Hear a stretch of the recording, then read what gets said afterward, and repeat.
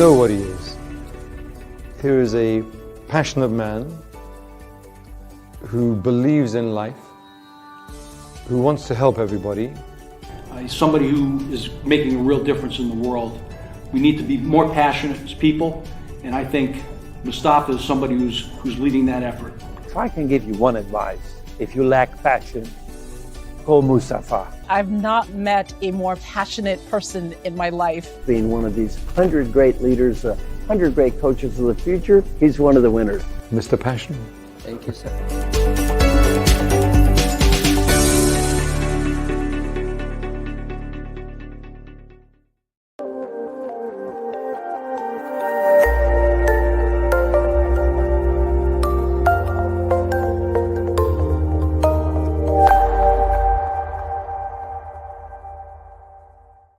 Good morning, good evening, depending on what part of the world you're in. If it's Friday, you know it's a studio series where we bring together the most exciting people to discuss their careers, their successes, detours, U-turns, and learning points. And today our guest is Moustafa Hamwi, best-selling author and executive coach. Welcome. Hello, Ron. Hello, everybody. Glad to have you here, and I appreciate all the efforts you went through. Just to give some background to people watching the show today, Mustafa left Australia, came to Dubai, left Dubai, and he's currently now in India for a retreat, but we'll talk through that. So I thank you for making that effort. Thank you, Ron, for having me. It's an honor. So tell us about your journey. I mean, how did you get to this piece? When you look at the intro of all the key people in that space endorsing your work, how did we get there? Yeah, it's an interesting question that I always got, and one of the answers I always give is every overnight success takes 10 years. Oh. So in a way, people look at it and go, "Oh, how are these people endorsing you?" I'm like, "Yeah, it's not. Can you get them to endorse me?" I'm like, "It doesn't work this way. This just came as a natural evolution of doing what I do." And to rewind back a little bit, I started my career in pretty much as a telesales operator, but I'll talk about the point where it became a strong, meaningful career. Is I started handling the public relations for Nokia in the Middle East I used to handle also a lot of other companies like Cisco. We used to support on Showtime, Philips, MasterCard, and things like that. But I'm a public relations guy originally. And through that, I got exposed to a lot of nightlife and events because Nokia was the main. For those that I know that the audience of this show is old enough to remember what's a Nokia phone. Because one time I use this example sometimes in my talks, and I used to put the big Nokia communicator on screen. And I did that at a school. I'm like, everybody recognizes this phone. They go, "This is a phone?" So I used to handle the PR for Nokia when Nokia was the biggest sponsor of all events, parties, concerts that were happening in the Middle East. And through that, I had a lot of access to pretty much every concert and party, and everybody wanted to be my friend.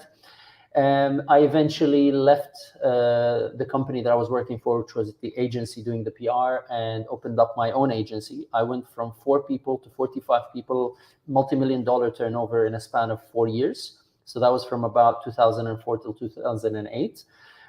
Through that, I also opened a modeling agency, communications agency. We were partners. Our group they invested in my business, was the initial investor group in the Cavalli Club, the 400 nightclub, and multiple other nightlife ventures. So you can imagine I was burning the candles at both ends, 16 hours a day. Daytime was conferences, summits, seminars. Nighttime was parties, things like that. Eventually, I woke up one day and I'm like, as much as everybody envied me, and I envied myself when I was still young enough in my 20s, thinking like that's the dream life, looks like a video clip, like a rap video clip. But eventually I'm like, but what am I doing? I feel so empty on the inside. That pursuit for an answer got me depressed at the beginning. I stopped drinking. I got out of the party scene.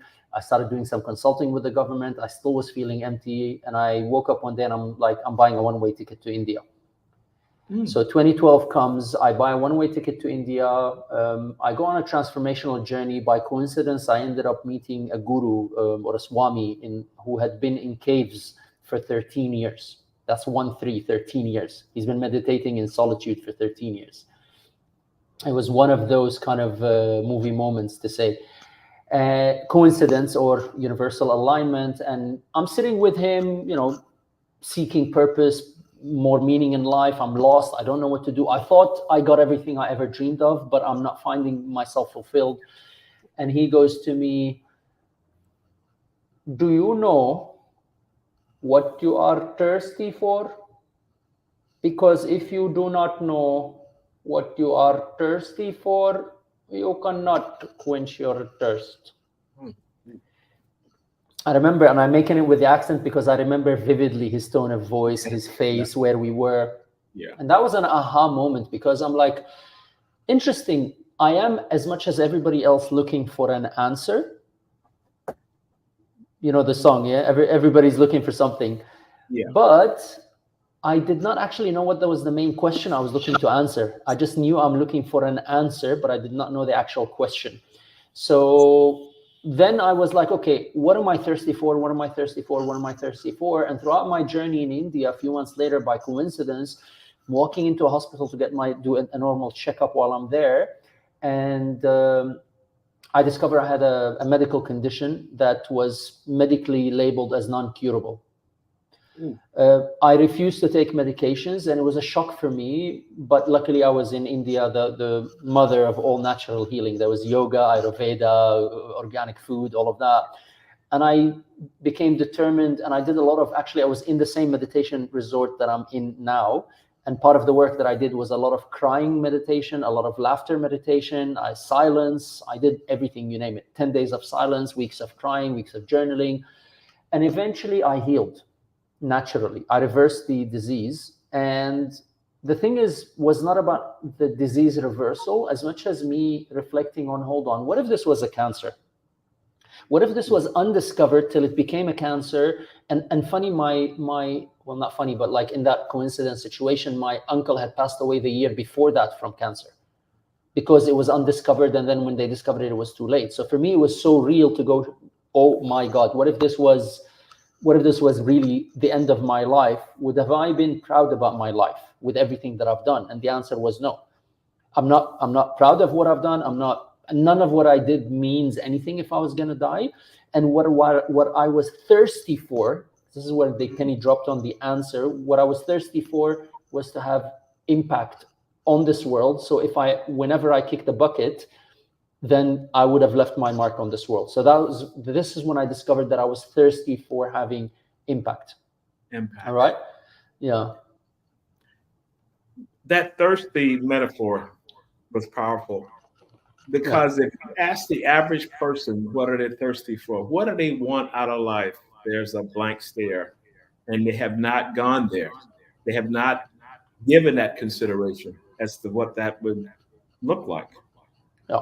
So that was, and that was not only, I know that is everybody's situation at a certain point of time. And even when we find an answer, you want to refine it more and more. So, and the best example I can give is although I found out that I was thirsty for having impact, I did not know exactly how. Yeah, so I knew I want to have impact, but what does that mean? A teacher is having impact on a school. A parent is having impact on their children. So what did it mean that I want to have impact? So in a way, the answer gave me another question of, well, how do I do it exactly? Yeah. A few months later, I'm continuing my journey. One day I wake up, I'm like, okay, I went to India in 2012, 2013. I wake up one day and I'm like, okay, I'm done. It's time to go back. 2013, I arrived to Dubai. I started delivering an inspirational talk called Cavalli to Manali, which was literally what I just told you now, but in 45-minute inspirational talk, talking about all the juicy details of the whole journey from Cavalli lifestyle that I was living into Manali in India, where I met my Swami. And a few months later, I was sitting in Media One Hotel in Dubai, Media City. And I'm working, and a random person passing by sees me and turns and comes straight at me. He goes, "Hey, you're that speaker guy." I said, "Yeah." He goes, "You did your talk about India." I'm like, "Yeah." He goes, "You changed my life." Oh. And I was like, wow, now I know what I want to do and how I want to do it, which is I want to be able to speak. I want to be able to help people and guide them on a journey without them necessarily, because one guy walked up to me and says, listen, I'm married, I've got kids, I've got a job, I can't buy a one-way ticket to India. How am I supposed to now find what I'm thirsty for? And this has also triggered me then from there to go, okay, I can help people. Speaking is one of them, but also doing other things. And one of them was launching Passion Sundays. It was similar to what you're doing now as a talk show, because I was doing a lot of opening. I was pretty much the opening guy for all the international speakers and authors that came to Dubai at that stage, because nobody was doing much of it. And I was even willing to work for free just to show what I can do. And a bit of blessings, I have to say, always, no matter what you do and how hard you work, you do need a blessing from, regardless of what your faith or belief is. You need to believe in something bigger than us, that is a divine intervention that opens doors and gateways, but then you got to do the work. So I had a lot of opportunities, and I was hardworking enough to capitalize on the opportunities. I always say luck is opportunity meets preparedness. So for me, I was lucky because I was preparing so much that every time there was an opportunity with an international author or a speaker, I was there, I was showing up, I was doing the work.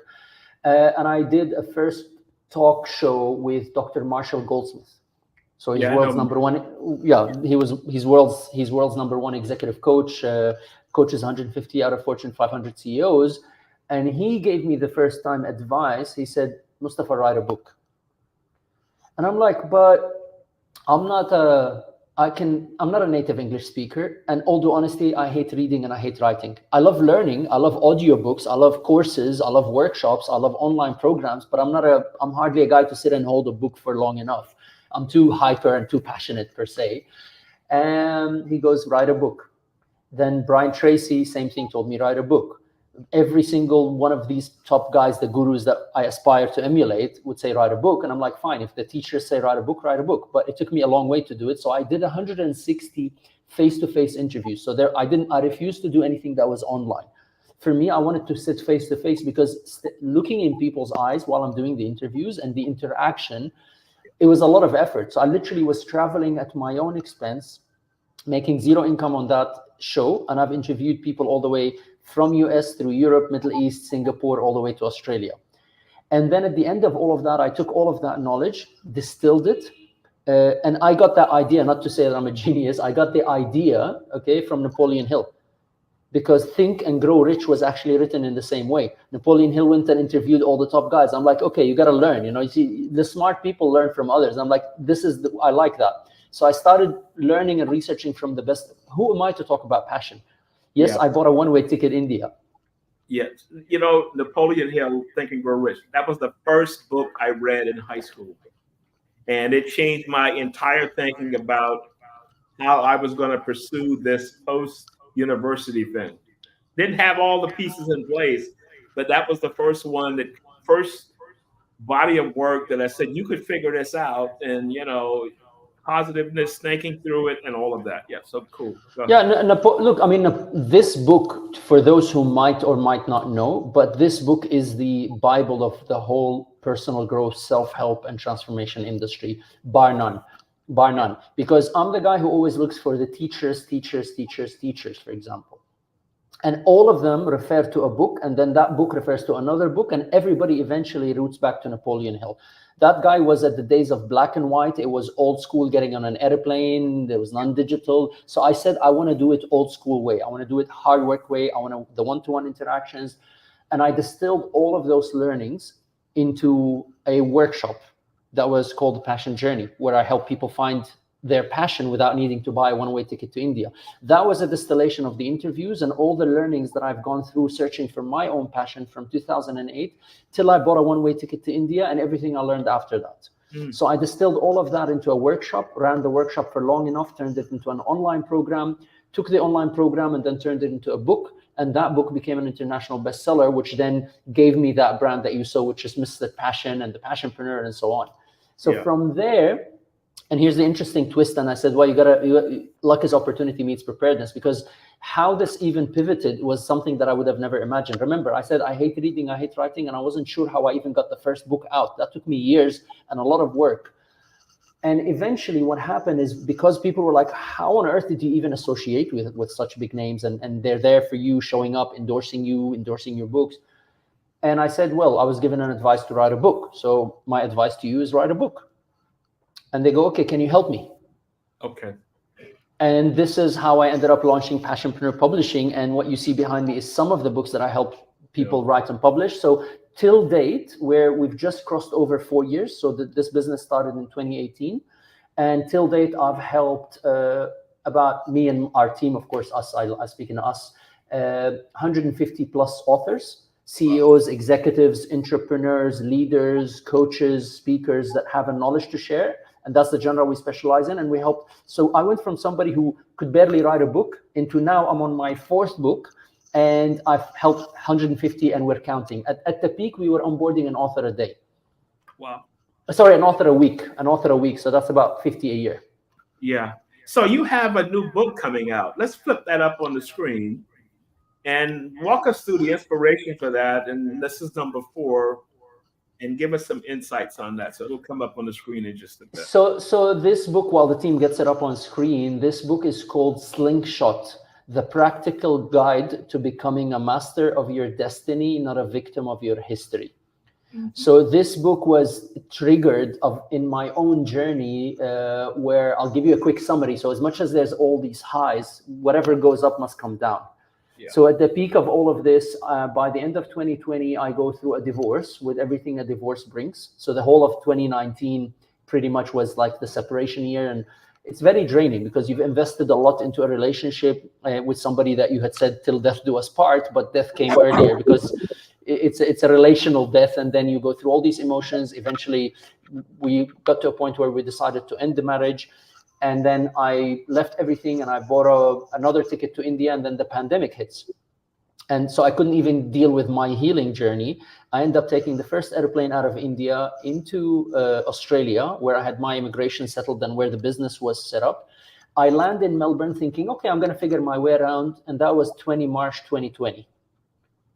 Who would have known the pandemic, the biggest pandemic in history, started, and I ended up having to deal with a divorce, the aftermath of that, lockdown in a new country, alone, no friends, no family. A year later, my dad catches COVID and passes away. And then a few months after that, my mom gets a brain stroke, ends up in the hospital. So I basically reached a point where I'm almost collapsing. Yeah, tsunami. Yeah, so and then I started losing my own mind, and I started thinking, you know what, you got to practice what you preach. Yeah, you got to practice what you preach. I'm the guy who's serving the medicine. I got to have my own medicine. And when life hits me hard, really, this is when you walk the talk. You know, when I do talks about passionate leadership, I say, you know, what's the longest distance a leader has to walk? Is that a question for me? Well, it's a trick question, but yeah, I'd like to get some ideas. What would you think the longest distance a leader has to walk? To realize who they are? Yes, and the way, well done. And to do that, the longest distance a leader has to walk is between their mouth and their feet. Ooh, okay. Is to walk the talk, you see, and this is when life throws you a curveball, and that's the thing is when people think, oh, Mr. Passion, I'm Mr. Passion because I'm just passionate. No, I'm actually Mr. Passion because every time life throws me a curveball, I take it on the chin and stand up and get up again. And that's really where, for me, that I gotta walk the talk on actually healing my own past, mastering my own mindset. And then using tools that are at my disposal. And the book Slingshot was written during that period from old material that I had from previous interviews and things like that, triggered by the pandemic, by all the challenges that I had to help me. And the analogy of Slingshot is sometimes we're all trying to go forward. Yeah. And this is where generally the executive coaching school of thought is forget, you don't talk about the past, you just go, go, go, go, go, go. On the other hand, the school of thought of things that I've learned in India, it's all about looking back. So it's about going to the past, it's about healing, but that's like peeling an onion, you never finish. So for me, it was about bringing both together. So you take a step back before you can take 2 steps forward and slingshot into the future. So I had to I couldn't ignore, I mean, with the amount of things I was dealing with, I couldn't ignore a divorce and a move and a father passing away and a mom. I had to deal with these emotions. Once I did Then I was able to slingshot into the future, and then this book came out, and a lot of the other successes of us doubling our. By the way, this publishing business, we doubled literally year to year during the pandemic. We went from 25 authors, 50 authors, 100 authors, 150 authors. Wow. Wow. Yeah. You know, the metaphor I thought about pulling the slingshot back, because as a kid, I had a slingshot, and you pull it back, but all of your energy. And I can understand that now that you have to explain that, because that could be all the past failures. Everything didn't work. And I got to pull all this back. And then at one point, I'm going to let go, and I'm going to prepare myself forward. Yeah. So that's how this book came about. And actually, what everybody has seen now, this is the first time this book is publicly seen, FYI. Literally, the call before this is an exclusive. This is an exclusive for the CEO series with Ron Thomas. So it's because I literally got off the call with the designers, finishing it off. I've been blessed to get the endorsement for the book by Stephen M.R. Covey, the author of The Speed of Trust from the Franklin Covey organization. And the foreword was written by Marissa Peer, world-renowned therapist, hypnotherapist. So really a lot of practical, because you see, everything I do is about practicality. I'm a guy who learned it the hard way. So I bring a bit of the science, but I also bring practicality, because a lot of the sciences are too theoretical. It's like trying to, and you know why I adopted that? I remember I used to go to a chiropractor in 2012 before I go to my, to India to fix my back. And one day he walks in and he goes, "Sorry, dude, today I'm not feeling that good. Like my back is hurting, so I'm not sure I'll be able to adjust you properly." I said, "Hold on, have you never had a back pain?" He goes, "No." I'm like, "So how on earth have you been trying to fix my back pain when you don't even know what I'm feeling?" You just read, and all respect to all doctors, I'm not saying, but there are things that for me, I like them to be a bit more personal. He was an amazing doctor. He always did his best for me. However, for me, there was something missing where, like, you don't know what I'm feeling until today. You can't sort it out for me. So I needed things that are practical, because we're not cars. You can read a mechanic book and fix a car. We are human beings. So dealing with psychology and psychiatry and all of these things, I've been throughout my journey. Before I went to India, I was on antidepressants. I used to be alcohol, tobacco, sleeping pills, heart medication. So these are all the juicy details that I mentioned would be in the inspirational talk. But what was important for me is to be able to bring a tool that I know if somebody grabs one of my books, they open it, they read some theory, but then they have to do the work. Okay. Because I cannot bench press on your behalf. I'm like a gym coach. You come in, I gotta yell and scream and shout and give you the technique to do it, but you're gonna have to bench press yourself to get the results. And all my books are practical. You open it, there's worksheets, there's exercises, fill in the blanks, there's journaling. So that's kind of it's a practical tool for people to be able to deal with it, with their emotional baggages and mastering their mindset. And the other thing I would like to add is also this is very continuous process. So it's not a one-time thing. People think these things you do them once. And the last chapter in this book, it says keep brushing your teeth. It's not something you do once. If you want to heal your past and master your mindset, slingshotting yourself is a continuous process, because I can guarantee you life will knock you out. I can guarantee you life will knock you out. And it just happens that you got to learn the habit of doing this. So you go, okay, I get knocked out, I get up again. I get knocked out, I get up again. You mentioned do the work, and I want to talk about do the work as it relates to leadership, because, you hear leaders say, this company we're about our people, we do this.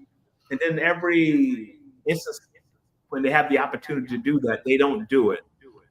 So leadership always talks big talk.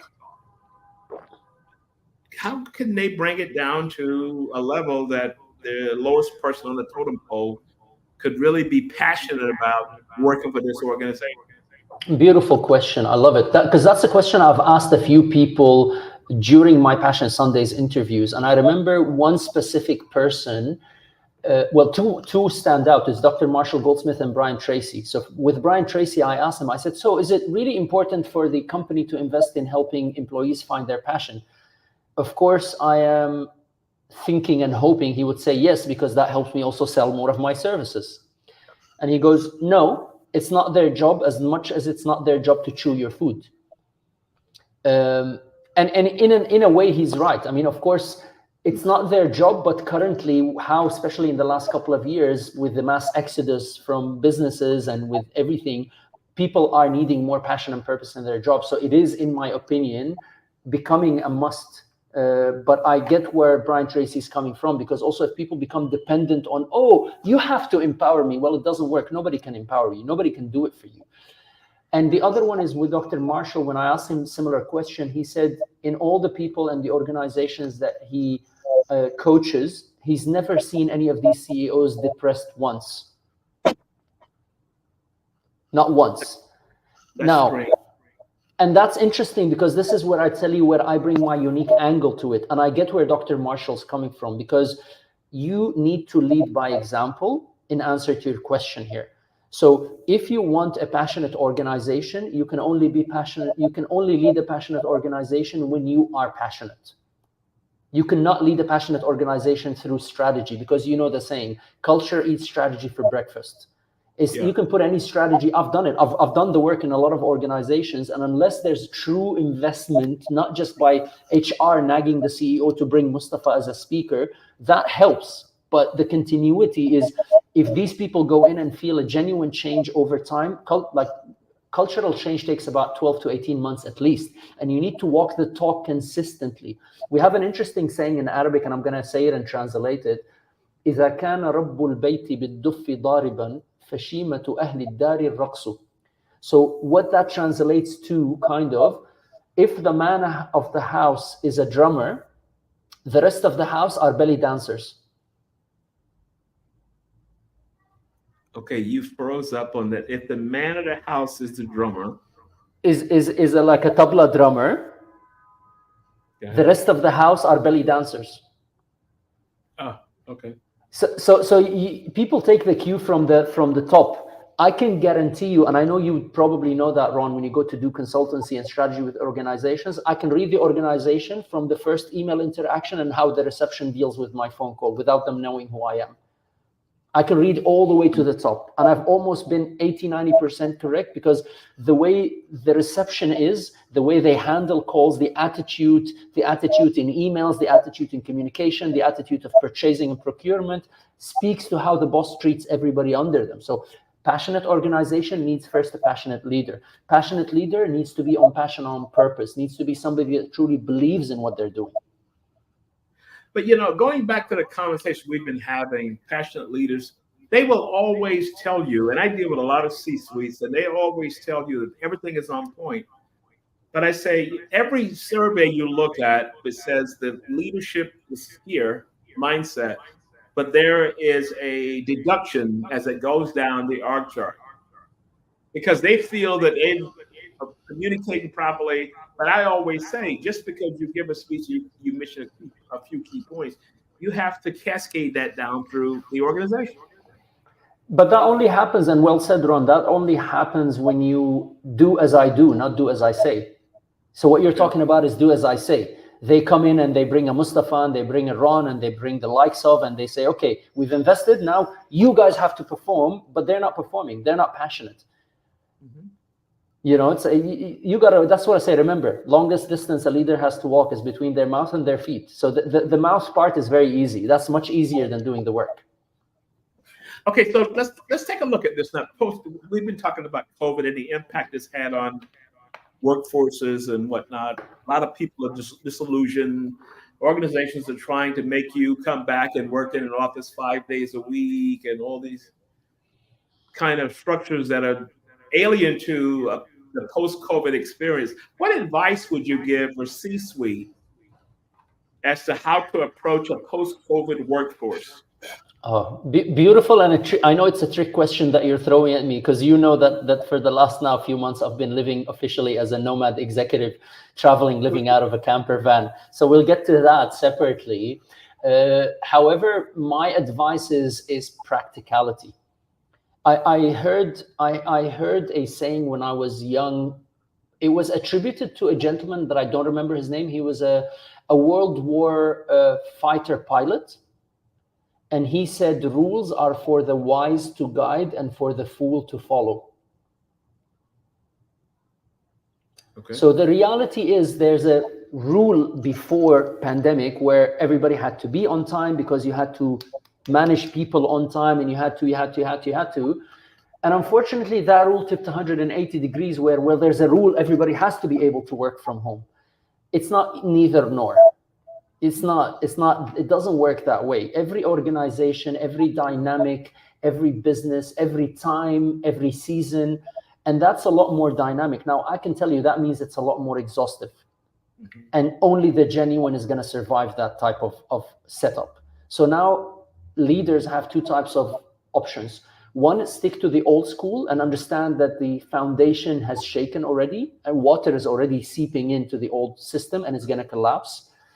Or they adopt, okay? And if they adopt, what they're going to do is they're going to adapt by adopting a new flexible mentality that is looking at what their client needs and wants are, how they conduct business, okay? And then how their team delivers that. Because one of the biggest underestimated assets is the human capital. And I know it keeps being talked about. I will tell you my experience doing this similar work to what I do when I travel the world. I've realized it's not all the same. Middle East, we have certain culture.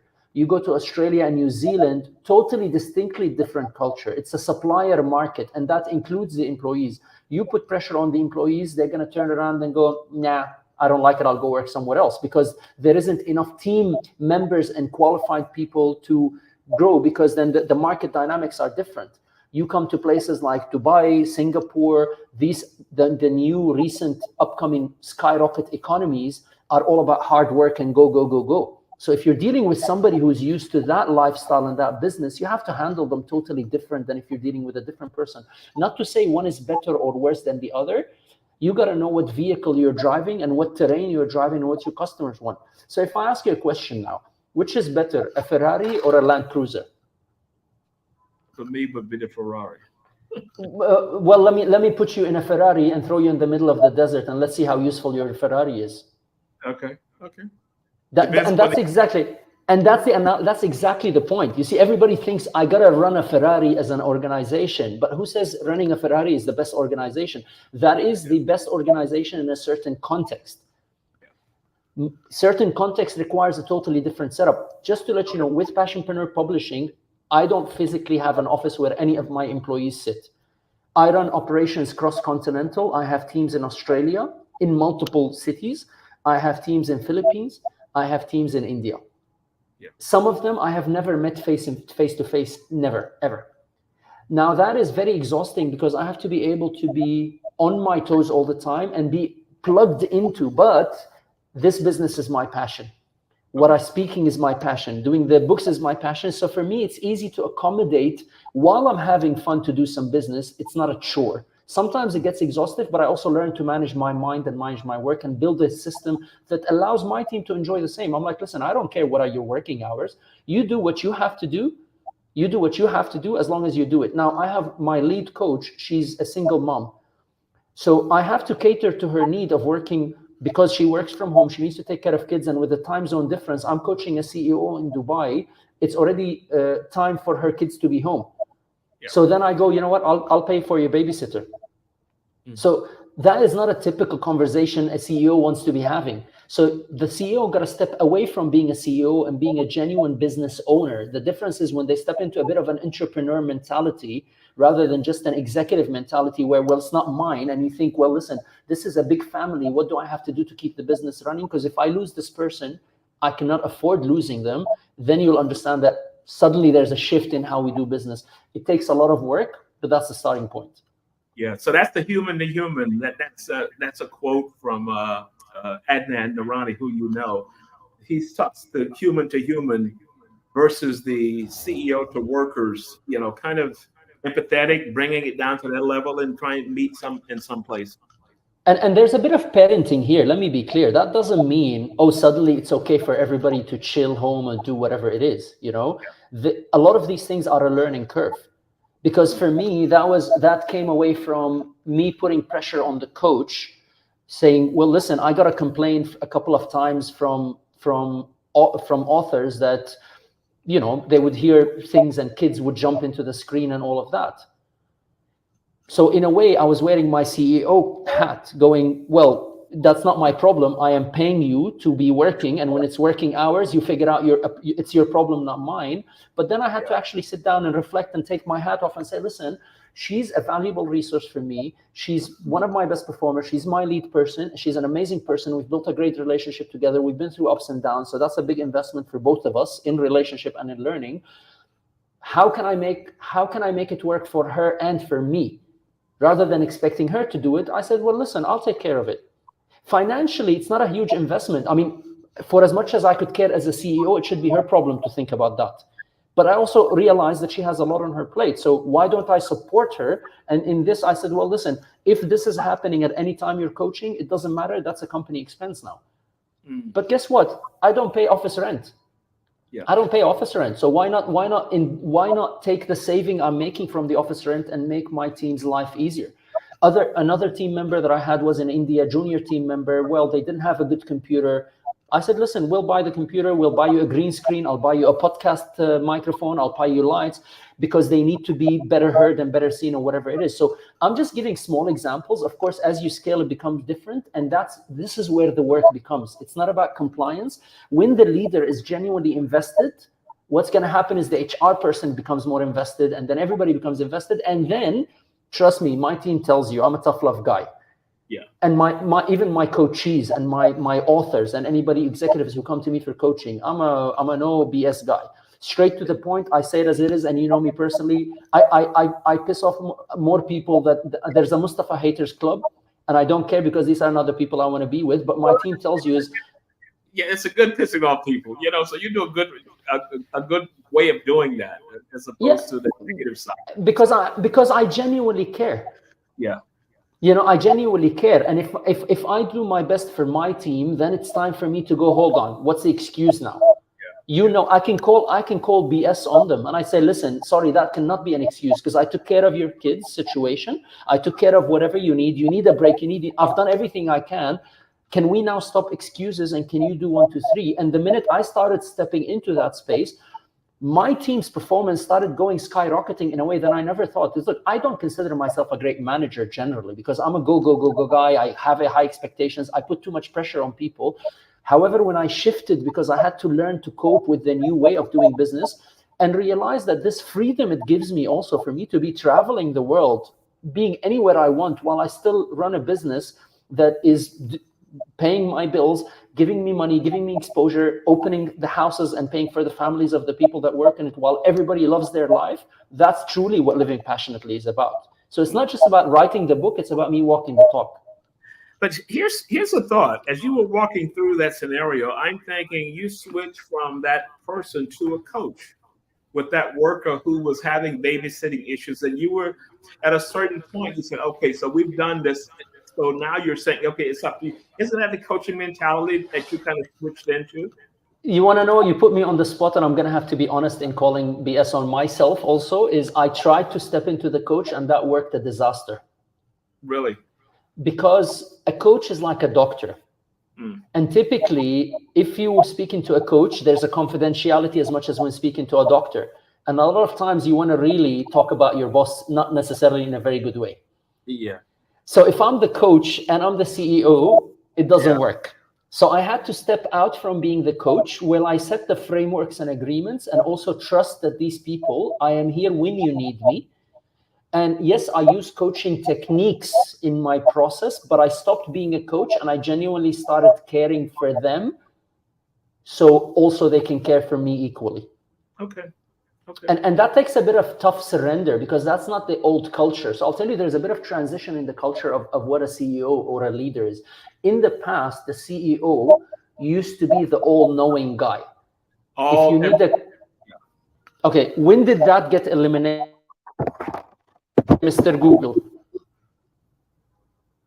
Enter Mr. Google, because now with Google, you can type in and find any answer you want. Technology enables you to go on a CRM system and find all the answers. So suddenly the leader is no longer the person that needs to know everything.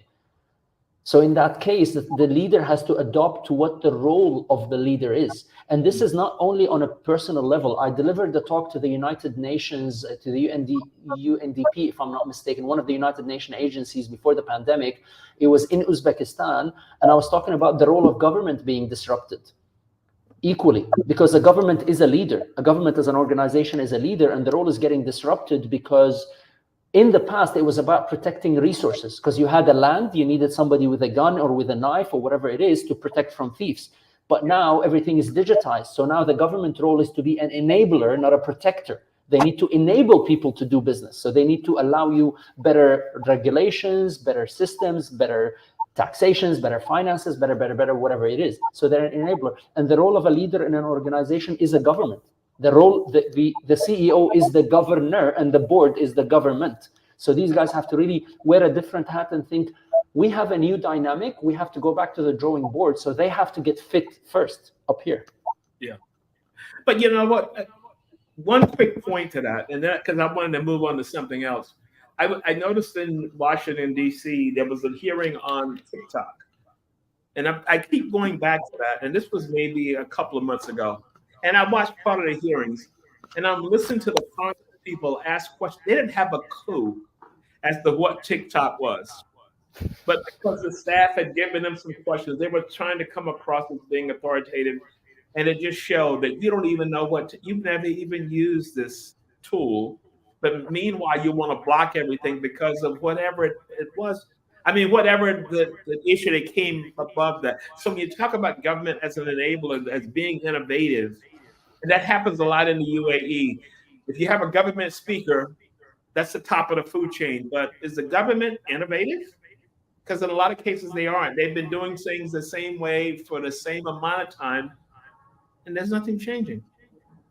Yeah, well, that's a deep conversation. I delivered a talk, actually. I have a talk called Passionivate, how passion enables innovation. And in part of that, I talk about the evolution of the process of innovation. And naturally, the cycle is when we get good at something, we end up repeating it. That's logical. You do something well, you end up repeating it. But the repetition itself becomes counterproductive because then you become stale. So then there has to be disruption in the process. Okay. Which should be consistent. So as we begin to close the session out, tell us about important influences in your growing up that was, you always kind of go back to, there was an anchor that you still think about. Tough question to answer, because I will tell you, we have, again, maybe influences aside from my dad, who's been a big inspiration for me. But I think also, I had to learn to be my own inspiration in life, because then there's no glass ceiling for me. And there's a saying, it says, "Al-hikmatu dallatul mu'min aynama wajadaha altaqafaha." And it's a verse that my dad taught me in Arabic. And that means the wisdom is the holy grail of the believer. Wherever he finds it, he'll grab it. Yeah. So I'm a guy who's always seeking wise people in my life. Yeah. So at any stage, Dr. Marshall Goldsmith, a huge impact in my life. The Guru in the Caves, a huge impact in my life. Incidents that happen in my life on the road while I'm traveling. I can tell you crazy stories of how a taxi driver taught me a lesson that I'll never forget. So there's a lot of these things that happen with me where I think I know it all until I tune into the wisdom of the moment and I go, you know what? Thank you very much. You have humbled me and taught me a lesson that I'm happy to learn from you, because otherwise life would have smacked me hard to learn that lesson. So really, inspiration for me is a day-to-day thing. I'm hungry all the time for things that inspire me. And that's one of the best things I've done now to gain a big dose of inspiration, is me literally giving up everything and driving off in a camper van for the last few months. Okay. You've got to give us that story. Give us a short version of that, because we're coming up on the end of the camper life. To give you some background, Mustafa sent me a note and he says, "I got rid of everything. I'm now living in a camper van." I'm like, camper? And he shows me a picture near a river or whatever it was. And this was the van he's living out of. And that lifestyle. Thanks. So look, the simplest way I can summarize it is I'm walking the talk. I wrote the book on living passionately. And that was the theory book. And I started living parts of it, but I was still confined to my own space. And with all the pressure that I was getting from life, what I told you about the pressures, and even after I finished the book, I have more things that, you know, a lot of them might be personal, life related, health related. I'm dealing with so much more than what I just told you, that one day I turned around like, hold on, life is going to put me in the corner. Nothing puts me in the corner. I own my life, and I slingshot myself out of the corner that I was in, mastered my mindset. And I said, you know what? I don't need anything. I don't need a house. I don't need an office. I don't need a desk. I don't need a couch. I just going to take a camper van because I really feel like doing it. And I'm going to test myself. Am I able to keep an organization in the caliber of Passionpreneur Publishing running while I'm on the road, living in a camper van where a toilet is a luxury, a hot shower is a luxury, cooking a meal is a luxury, finding safe space is a luxury.